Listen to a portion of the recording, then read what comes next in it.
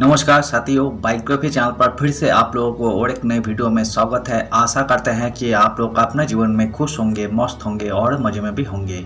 जैसा कि आप लोग जानते हैं, हमारे चैनल पर हम बॉलीवुड के बैकग्राउंड से जुड़ी हुई रियल किस्से कहानियों को आपके सामने लाते रहते हैं।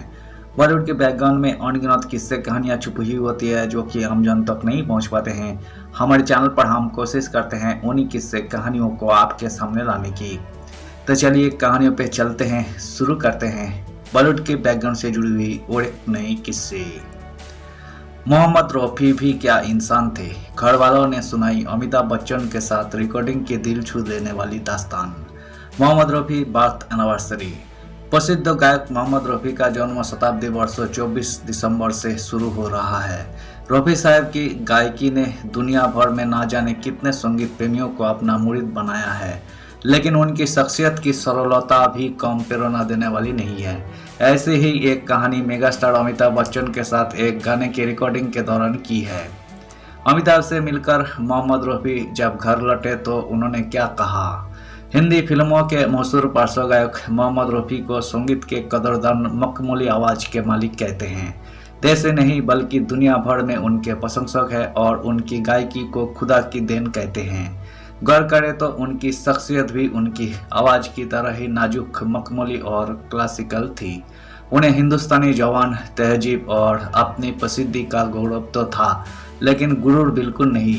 वैसे तो उन्होंने अमिताभ बच्चन के लिए कई गीत गाए हैं, लेकिन एक बार एक गाने की रिकॉर्डिंग के समय अमिताभ बच्चन से मुलाकात के दौरान कुछ ऐसा ही वाकया हुआ जिसकी कहानी किसी के भी दिल को छू जाती है।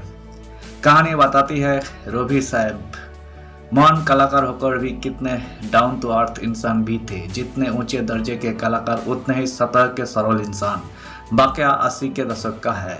यही सदी के सुपर सितारा अमिताभ बच्चन के जादुई करिश्मे का समय था। त्रिशूल, सुहाग, लावारिस जैसे ब्लॉकबस्टर फिल्मों के दौर में भी साल 1981 में एक मल्टी स्टारर फिल्म आई, नसीब। इस फिल्म को मनमोहन देसाई ने डायरेक्ट किया था।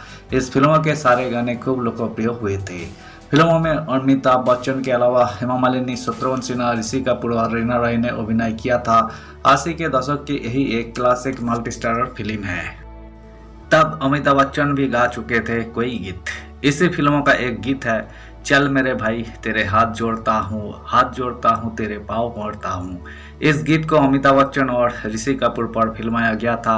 दृश्य बड़ा ही नाटकीय है। अमिताभ बच्चन शराब के नशे में चूर है और ऋषि कपूर उनको मना रहे हैं, घर चलने का आग्रह कर रहे हैं। इस फिल्मों से पहले अमिताभ बच्चन लावारिस में, मेरे अंगने में और उससे भी पहले मिस्टर नटवाल में मेरे पास आओ जैसे गाने को अपनी आवाज़ दे चुकी थे। यही वक्त था जब सिलसिला में भी अमिताभ बच्चन ने रंग बरसे गाना गाया था। अमिताभ मूलतः अभिनेता है, लेकिन उनकी गायकी उनके सुर की वजह से नहीं बल्कि विशिष्ट आवाज़ की बदौलत लोकप्रिय होती थी। आगे भी उन्होंने अपने पिता की कविता, मधुशाला समेत लोक धुनों पर आधारित कई फिल्में गाने गाए हैं। अमिताभ बच्चन की लोकप्रियता की लहर और चल मेरे भाई गीत की भरपूर नाटकीयता को देखते हुए संगीतकार लक्ष्मीकांत प्यारेलाल की जोड़ी और डायरेक्टर मनमोहन देसाई ने अमिताभ बच्चन की आवाज़ में ही गाने को रिकॉर्ड करने का फैसला किया और ऋषि कपूर की आवाज़ के लिए मोहम्मद रफ़ी को बुलाया गया। दोनों कलाकार रिकॉर्डिंग स्टूडियो पहुंचे। एक सुरों के जादूगर, दूसरे अभिनय के शहंशाह। दो दिग्गज सितारों के अनोखे महामिलन का दिन था। गाना रिकॉर्ड हुआ। अमिताभ बच्चन के साथ गाकर खुश थे रफ़ी। चल मेरे भाई की रिकॉर्डिंग के बाद मोहम्मद रफ़ी अपने घर पहुंचे। उन दिनों की अपेक्षा उनके चेहरे पर कहीं ज़्यादा उत्साह था। काफ़ी खुश दिख रहे थे। परिवार के सदस्य समझ नहीं पाए रफ़ी साहब आखिर आज इतने प्रसन्न क्यों हैं।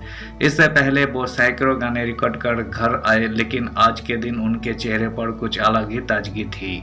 घर के सदस्यों ने इसकी वजह पूछी। उन्होंने कहा, आज मैंने एक बहुत बड़े आदमी के साथ गाने की रिकॉर्डिंग की है। घर के लोगों ने पूछा, वो कौन है। रफ़ी साहब पहले तो आसानी से बताने को तैयार नहीं थे, लेकिन कुछ समय के बाद उन्होंने घर के लोगों के सामने खुलासा कर ही दिया। कहा, अमिताभ बच्चन के साथ गाकर आए हैं। क्योंकि 80 के दशक में अमिताभ बच्चन की लोकप्रियता 7वें आसमान पर थी। हर कोई उनसे मिलना चाहता था, हर तरफ उनकी चर्चा थी। संयोगवश जो भी उनको देख लेता या मिल लेता खुद को धन्य समझता। लिहाजा रफ़ी साहब के भीतर भी खुशी का ठिकाना नहीं था।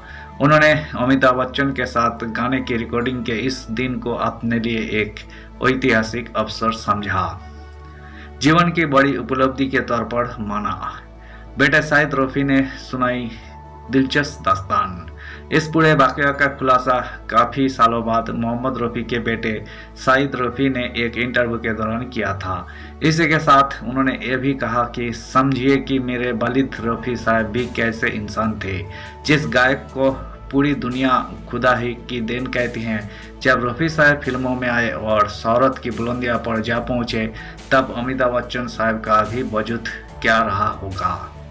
लेकिन आज उम्र के इस मुकाम पर अमिताभ साहब से मिलकर वो खुद को धन्य मान रहे हैं, मानो उनको खुदा ही मिल गया। अमिताभ की लंबाई और स्टारडम के आगे रफ़ी साहब अपनी ऊंचाई और प्रसिद्धि को भूल बैठे। उन्हें खुद नहीं पता कि वो कितने बड़े आदमी थे। ऐसे थे रफ़ी साहब। आज एक कहानी उनकी गायकी की तरह ही उनके व्यक्तित्व की सरलता का एक उदाहरण पेश करती है। धन्यवाद साथियों। इस वीडियो में हमने रफ़ी साहब और अमिताभ बच्चन के जुगलबंदी में गाए गाने से जुड़ी हुई किस्से को आपके सामने रखने की कोशिश की है। उम्मीद है दोस्तों वीडियो आपको जरूर पसंद आई होगी। वीडियो पसंद आए तो लाइक कर दीजिएगा। चैनल पर नए आए हैं प्लीज़ एक सब्सक्राइब कर दीजिएगा। मिलते हैं नेक्स्ट वीडियो में। धन्यवाद।